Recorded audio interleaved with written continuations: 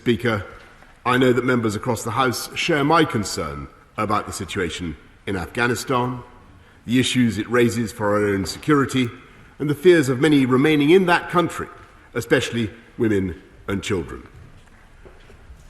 The sacrifice in Afghanistan is seared into our national consciousness, with 150,000 people serving there from across the length and breadth of the United Kingdom, including a number of members on all sides of the House whose voices will be particularly important today. I note the point that he's making about the importance of American support for our efforts in Afghanistan and those of our allies.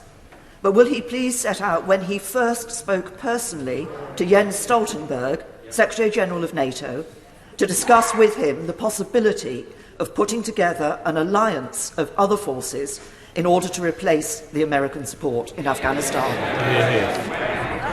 I have to. I'm grateful to my right honourable friend. I spoke to Secretary-General Stoltenberg the other day about NATO's continuing role in Afghanistan. But I really think that it is an illusion to believe that there is appetite amongst any of our partners for a continued military presence or for a military solution imposed by NATO in Afghanistan, Mr. Speaker. That idea ended with the combat mission in 2014, and I do not believe that today, I do not believe that deploying tens of thousands of British troops to fight the Taliban is an option that, no matter how sincerely people may advocate it, and I appreciate their sincerity, but I do not believe that that is an option that would commend itself either to the British people or, Mr. Speaker, to this House.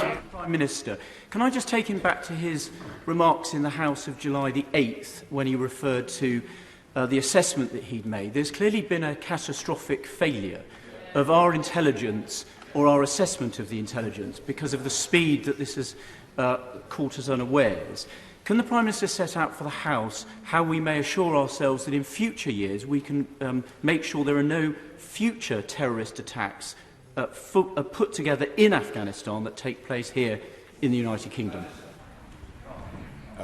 Mr. Speaker, I think it would be fair to say that the events in Afghanistan have unfolded and the collapse has been faster than I think even the Taliban themselves predicted. What is not true is to say that the UK government was unprepared or did not foresee this, because it was certainly part of our planning, pitting the very difficult logistical operation for the withdrawal of UK nationals has been under preparation for many months, Mr. Speaker, and I can tell the House that the decision to commission the emergency handling centre at the airport, the commissioning of that centre, took place 2 weeks ago, Mr. Speaker.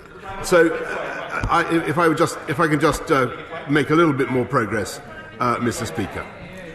If I just a little bit, I will certainly give way in a moment.